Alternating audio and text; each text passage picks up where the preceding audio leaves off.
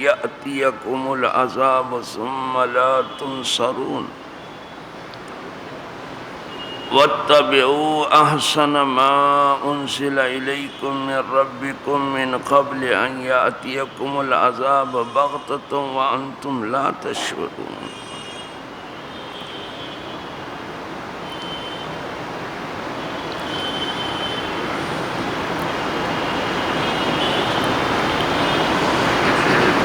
صدق اللہ مولانا العظیم.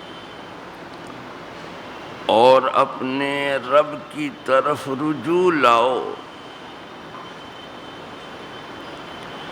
اور اس کے حضور گردن رکھو قبل اس کے کہ تم پر عذاب آئے، پھر تمہاری مدد نہ ہو، اور اس کی پیروی کرو جو اچھی سے اچھی تمہارے رب سے تمہاری طرف اتاری گئی، قبل اس کے کہ عذاب تم پر اچانک آ جائے اور تمہیں خبر نہ ہو۔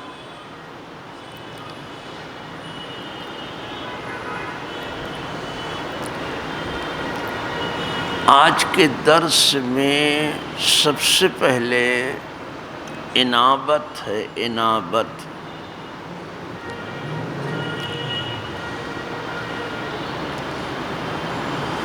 انابت کا مطلب ہے واپس لوٹنا، رجوع کرنا۔ اقامت کے وزن پر ہے انابت۔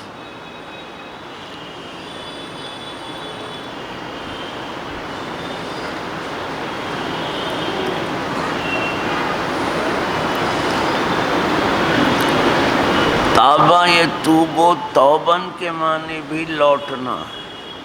تابہ اے رجعہ، واپس لوٹا۔ توبہ بھی لوٹنا ہی ہے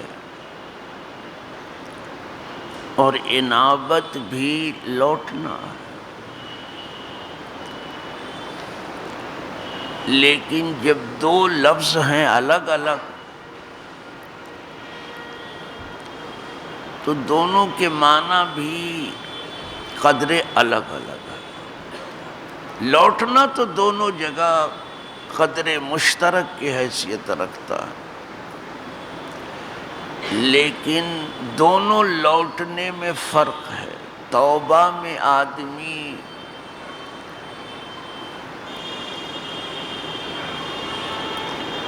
گناہ کی سزا سے ڈر کر کے واپس آتا ہے، اس میں واپسی ڈر سے ہے توبہ میں، لیکن انابت میں شرما کر کے،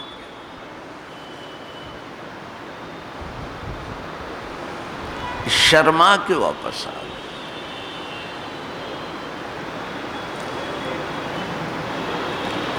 اب الگ الگ لوگوں کی واپسی الگ الگ ہے۔ گناہ گار کی واپسی گناہ سے اطاعت کی طرف، گناہ اس نے چھوڑ دیا اور بندگی کی طرف واپس، یہ اس کی انابت گناہ گار۔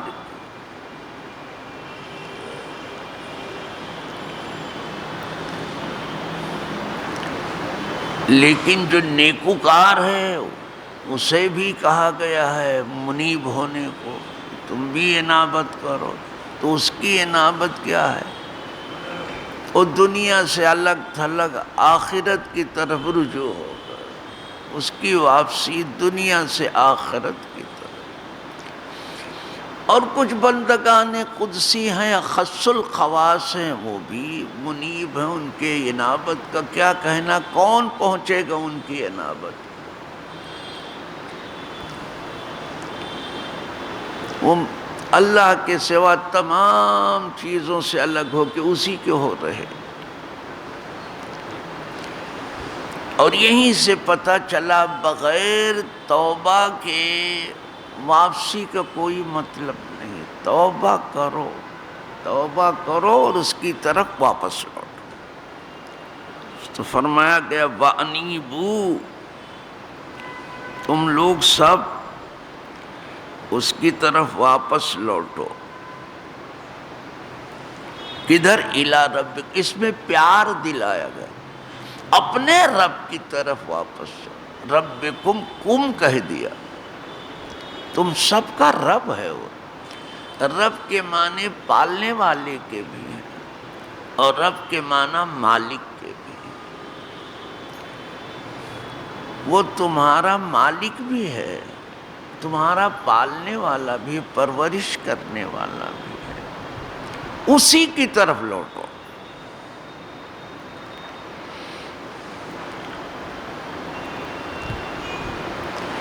وَأَسْلِمُوا لَهُ، اور یہ اپنی گردن اسی کے لیے رکھ دو.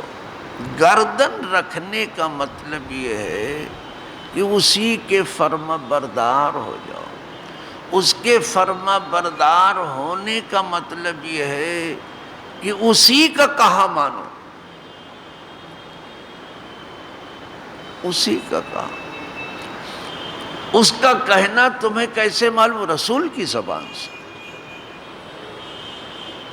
جو وہ کہتا ہے وہ کرو، جو لوگ کہتے ہیں وہ نہیں.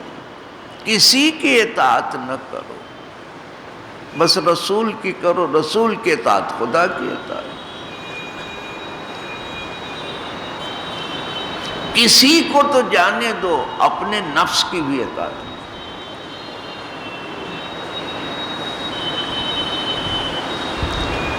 اسی لیے جب خدا اور اس کے رسول کی نافرمانی ہو تو ماں باپ کی بات بھی نہیں مانی جائے، ورنہ ماں باپ کی بات جہاں تک ہو سکے مانو، جب تک وہ کسی گناہ کا حکم تمہیں نہ دے. جب گناہ کا حکم دیں گے تو ان کی بات بھی مانی نہیں جائے.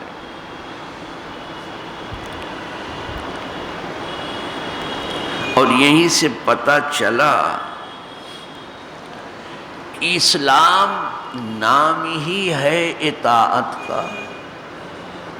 جسے اسلام کہتے ہیں وہ نام ہی اطاعت کا ہے. وہ عمل کا نام ہی ہے اسلام. اب پتہ نہیں بے عملی کہاں سے ایجاد کر لی گئی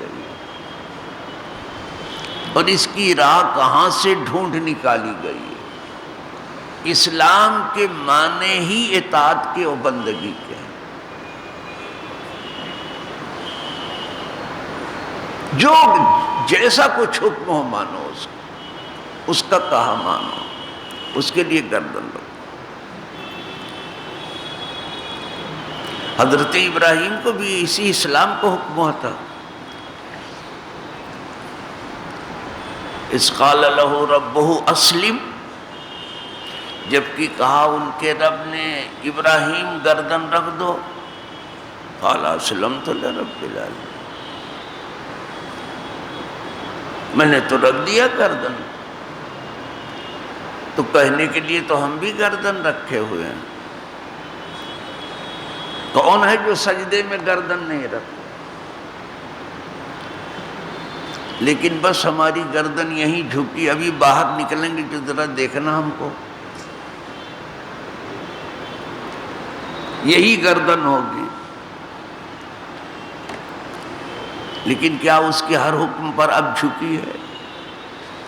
اسلم کا مطلب جیسے تم نے مسجد میں گردن رکھی ہے خدا کے حکم کے آگے، باہر بھی ایسے اپنی گردن جھکائے. یہ ہے اسلم کا مطلب. صرف نماز میں گردن مت رکھو، ہر جگہ اس کے حکم کے آگے گردن جھکا دو. پھر چاہے تمہاری اولاد کے بارے میں کوئی ہو حکم، چاہے تمہاری جان کے بدلے میں ہو تو، چاہے تمہارے مال کے بدلے میں کوئی ہو، جیسا بھی ہو، ہر جگہ گردن جھکی رہے۔ یہ جھکتی بھی اسی کے حکم سے ہے اور اٹھتی بھی اسی کے حکم۔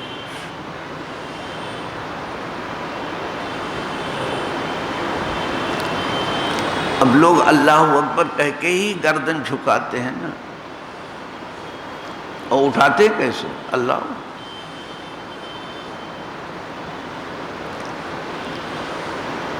تو جب تک اس کا نہ حکم ہو، اگر امام اللہ اکبر نہ کہے تو اسے سب رہیں گے، سجدے میں رہیں گے۔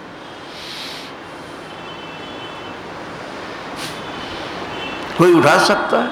نہیں اٹھا سکتا۔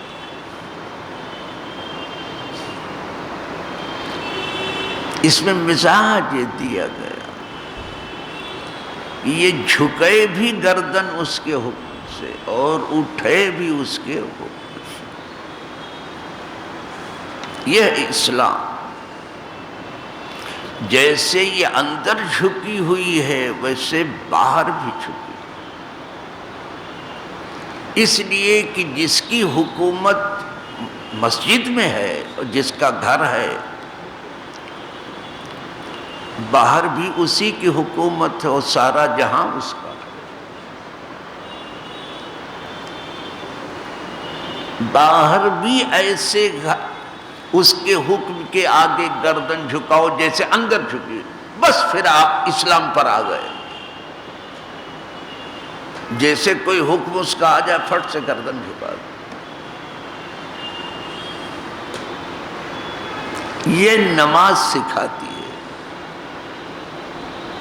یہ نماز بتاتی ہے کہ باہر بھی تمہاری گردن جو ہے جھکی ہونی چاہیے۔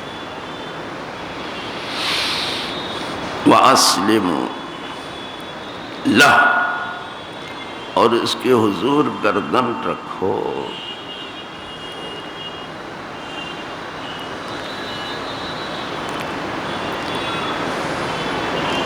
اور جب بھی گردن رکھا کرو تو کہہ دو بس خدا بندہ یہ گردن ہمیشہ تیرے حکم کے آگے جھکی رہے۔ اس سے بڑی نیک بختی اور کچھ نہیں ہو۔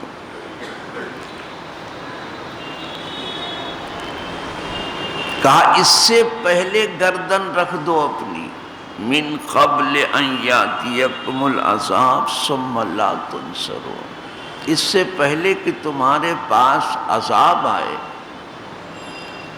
اور پھر تمہاری کوئی مدد بھی نہ ہو، اس سے پہلے تو گردن رکھ دو۔ تو عذاب آنے کی بات ہوتی ہے کفر پر،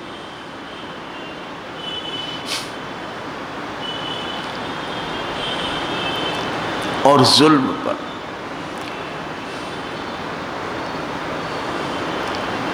تو تمہارے پاس کوئی عذاب آ جائے اور پھر تم معافی مانگو، اس سے پہلے ہی ہے کہ تم پہلے ہی معافی مانگ لو، ہم تم کو معاف کر دیں۔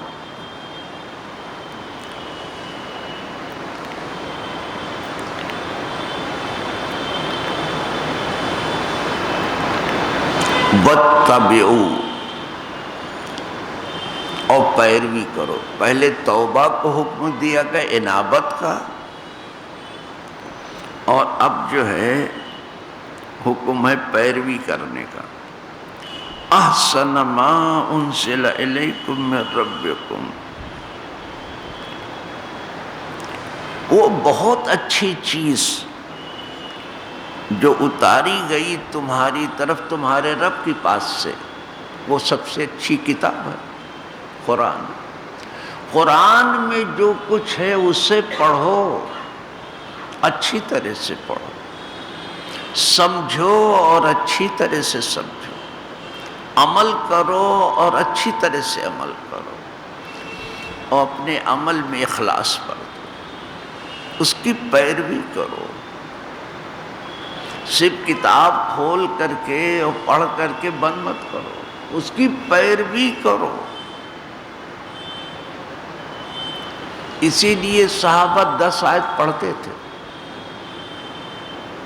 حضور سے جب سیکھتے تھے 10 آیت سیکھتے تھے، پھر پڑھتے تھے، وہ اس کو پڑھنا کہتے، اور حضور پڑھاتے ہیں اس کو پڑھانا۔ کون ایسا پڑھانے والا آیا؟ مجھے نہیں معلوم ہے کہ کوئی ایسا بھی پڑھانے والا آیا جیسا حضور پڑھانے والے ہو گیا، اور مجھے نہیں لگتا کہ کوئی ایسا پڑھنے والا آیا جیسا صحابہ پڑھتے آئے۔ نہ مجھے اس پڑھنے کا کوئی جواب ملتا ہے کہیں سے، نہ اس پڑھانے۔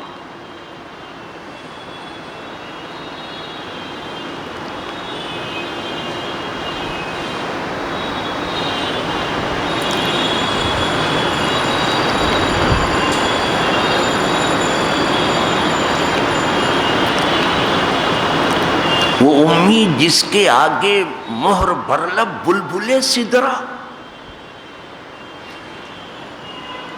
وہ جس نے دنیا میں کسی سے کچھ پڑھا لکھا نہ ہو، وہ پڑھانے والا جب پڑھانے پائے تو جبریل چپ ہو جاتا۔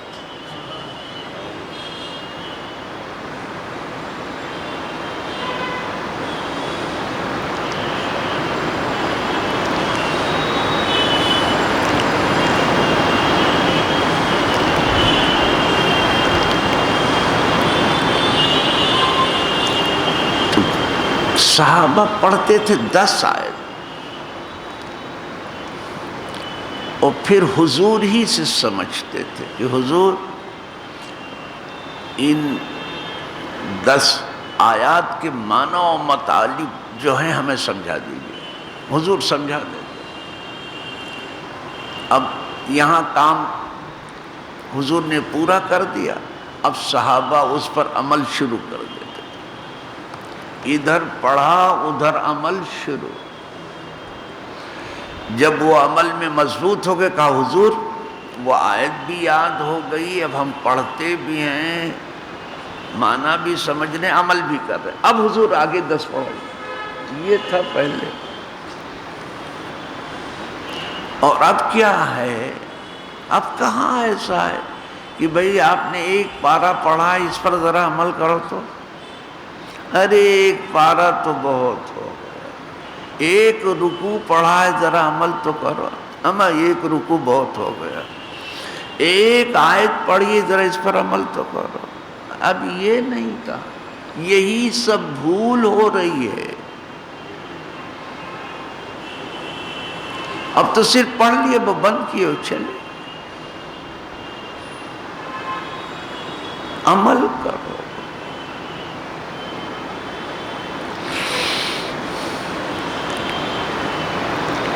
سیدھے کہا گئے، اس سے اچھی کتاب، اس سے اچھی بات اتنی ہی نہیں دنیا میں۔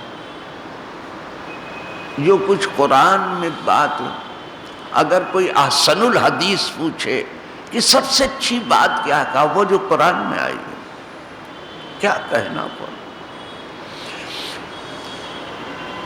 بہت سے اعلیٰ درجے کے شعراء نے جب قرآن سنا تو شاعری چھوڑ دی، کہا اس کتاب کے آگے اب کیا کوئی شاعری کرے، اتنی فصاحت و بلاغت ہے، اتنی معنی خیزی ہے۔ ارے وہ بدو بیچارے جو کچھ نہیں جانتے تھے، کبھی کبھی کہتے تھے جی چاہتا اس کتاب کی فصاحت کو سجدہ کریں، کتنی فصیح ہے کتاب۔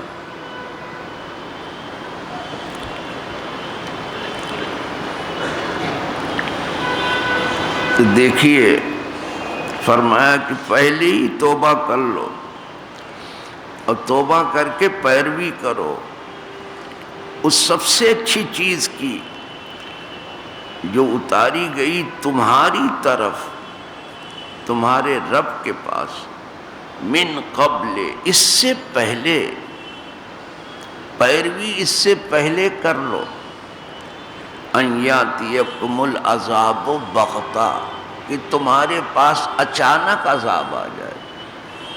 بہت سی آفتیں اچانک آتی ہیں، اس میں توبہ کا موقع ہی نہیں ملتا، سڈن آتی ہیں، بہت ساری مصیبت، بہت سارے حادثات ایسے ہیں کہ اس میں توبہ کا بھی موقع نہیں ملتا، جان جاتی ہے۔ اس سے پہلے کہ عذاب آئے تم پیروی کر لو اس پر قرآن کی۔ بغتہ مانے اچانک، یہ قیامت بھی اچانک ہی آئے گی۔ اسی لیے بہت سے لوگوں نے جب مناظرہ کیا، وہ بھی حضور کے علم کے بارے میں، یہ عجیب معاملات ہیں۔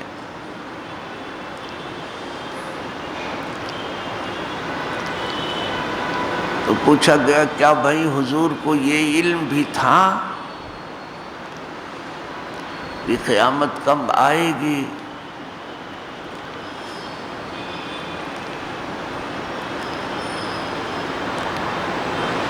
تو سامنے والے نے جواب دیا کہ بھائی سب کچھ دیا تھا جو اللہ نے انہیں بتایا تھا، علم تھا۔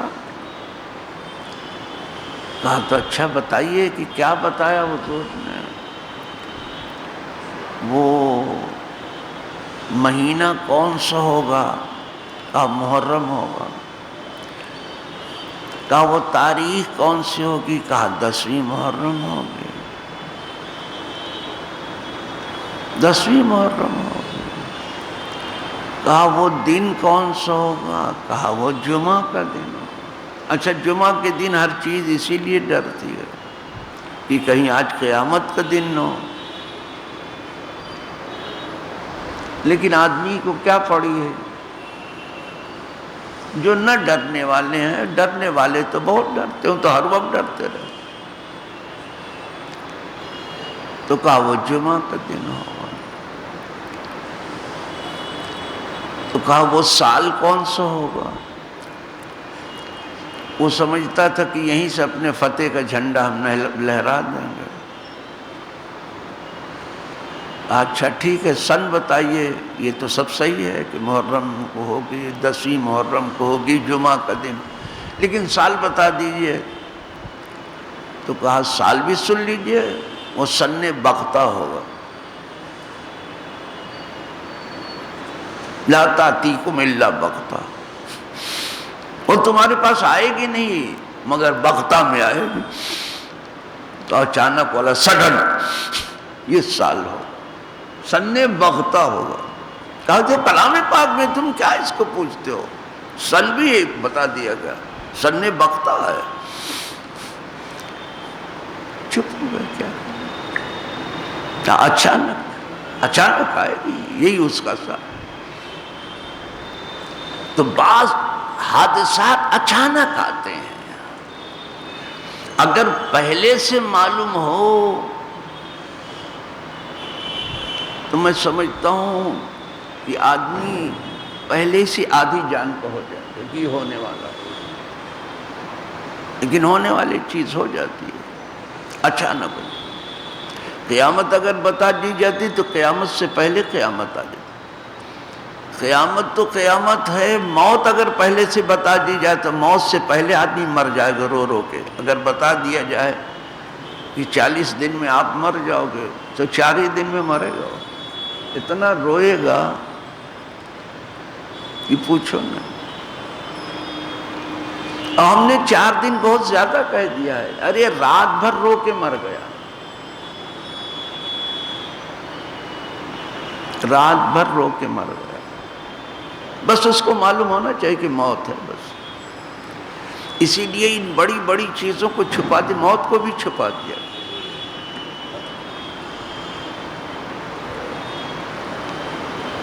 تاکہ آدمی جو ہے کچھ تو جی لے۔ کچھ لوگ اتنے موت کو بھولے ہیں، وہ کہا لگاتے ہیں ہنسی مذاق کے وقت کہ لگتا تھا چھت اڑا کے رہے، پتہ نہیں کیسے ہنستے۔ تو کسی کے رونے دھونے پہ اتنا خیال نہیں ہوتا جتنا ان کی ہنسی پر لوگوں کو خیال ہے. کس بات پہ اتنے ہنس رہے؟ تو فرمایا اچانک عذاب آ جائے تو بغتۃ وانتم لا تشعرون، اور تمہیں پتہ بھی نہ چلے. یعنی اچانک تمہارے پاس عذاب آ جائے اور تمہیں پتہ بھی نہ چلے. اس سے پہلے تم اس چیز کی پیروی کرو جو سب سے اچھی چیز تمہارے پاس اتاری گئی ہے. یہ پکار کے حادثات نہیں آتے، چپ چاپ دبے پاؤں آتے، اچانک آ جاتے. اور کہتا بھی ہے آدمی کہ میرے تو وہم و گمان میں یہ نہیں تھا، ہو گیا.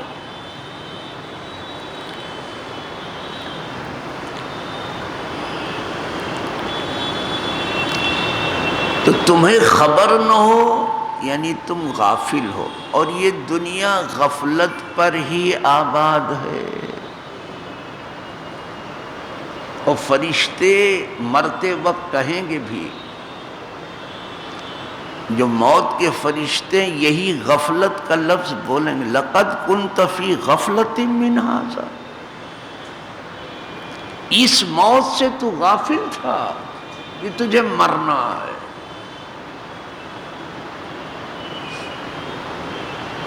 موت جیسی حقیقت سے آدمی غافل.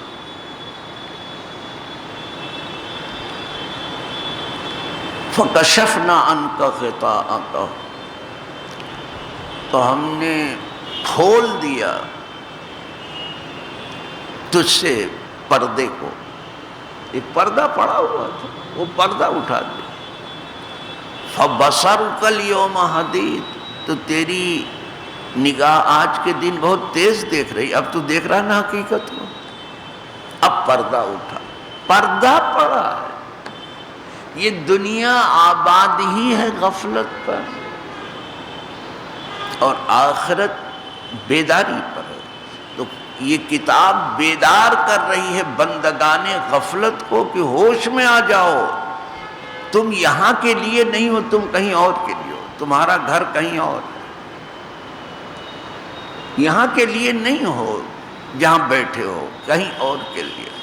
تمہیں وہاں جانا ہے، ہوشیار ہو جاؤ.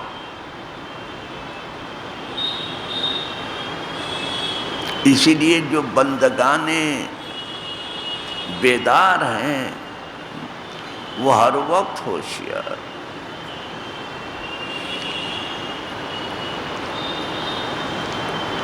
جو بندگان بیدار ہیں ہر وقت ہوش میں ہیں، ہوشیار ہیں. جس طرح اس طرح باندھ کے رکھے ہوئے ہیں، جب بھی بلاوا آیا چلے. اتنے تیار ہیں کہ جب بھی بلایا چلے. کبھی بھی آ سکتا ہے بلاوا، کسی کا بھی بلاوا آ سکتا ہے. اس میں نہ بچے کی کوئی تمیز ہے، نہ جوان کی کوئی تمیز ہے، نہ کوئی بوڑھے کی کوئی تمیز ہے کہ یہ کچا پھل ہے کہ پکا پھل ہے. پکے پھل لٹکے رہ جاتے، کچا گر جاتا. پکے ہوئے پھل ہم نے بھی دیکھا ہے، لٹکے ہوئے ہیں، نہیں گرے، کچا گر گئے. یہی حال موت، ہر وقت تیار، ہر وقت تیار ہے مرنے کے لیے. بعض لوگ تو بالکل راستہ دیکھ رہے ہیں کہ کدھر سے آ رہی ہے موت. آ رہی ہے، زندگی پیچھے جا رہی ہے، موت سامنے آ رہی ہے. آدمی غفلت میں پڑا. تو وہی کہا گیا ہے کہ اس کتاب کے اوپر عمل کر لو جو کچھ ممکن ہو. پہلے توبہ کر لو، اس لیے کہ توبہ کے بغیر کوئی عمل نہیں ہے. گناہ گار ہو تو گناہ سے توبہ کرو، اور کوئی شرک و کفر میں مبتلا ہے تو کفر و شرک سے توبہ کر لے، اسلام میں داخل. گنہگار گناہ سے توبہ کر لے، اور جو نیکوکار ہے اس دنیا سے توبہ کر لے. اس لیے کہ اس دنیا کی محبت ہی ہر گناہ کی جڑ ہے. حب الدنیا راس و کل خطیئہ. اس دنیا کی محبت جس کو جتنی زیادہ ہوگی اتنا ہی گنہگار ہوگا. تو دنیا سے توبہ کر لو.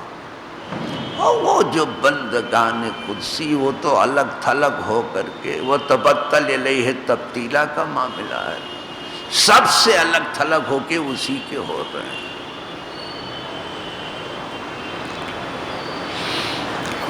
الحمدللہ یہ درس انہی کلمات پر ختم ہو رہا ہے. آگے اس کی تفصیل ہے کہ ہم نے تمہیں جو ہوشیار کیا ہے اور غفلت سے باہر نکالا ہے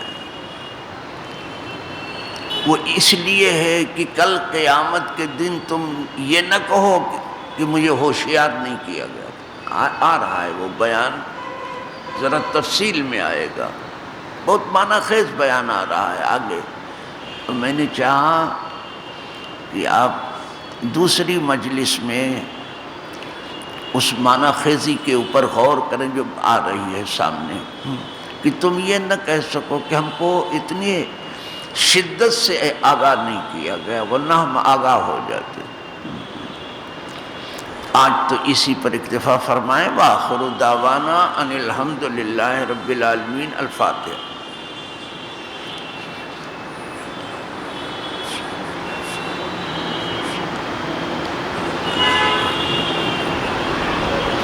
إِنَّ اللَّهَ وَمَلَائِكَتَهُ يُصَلُّونَ عَلَى النَّبِيِّ يَا أَيُّهَا الَّذِينَ آمَنُوا صَلُّوا عَلَيْهِ وَسَلِّمُوا تَسْلِيمًا.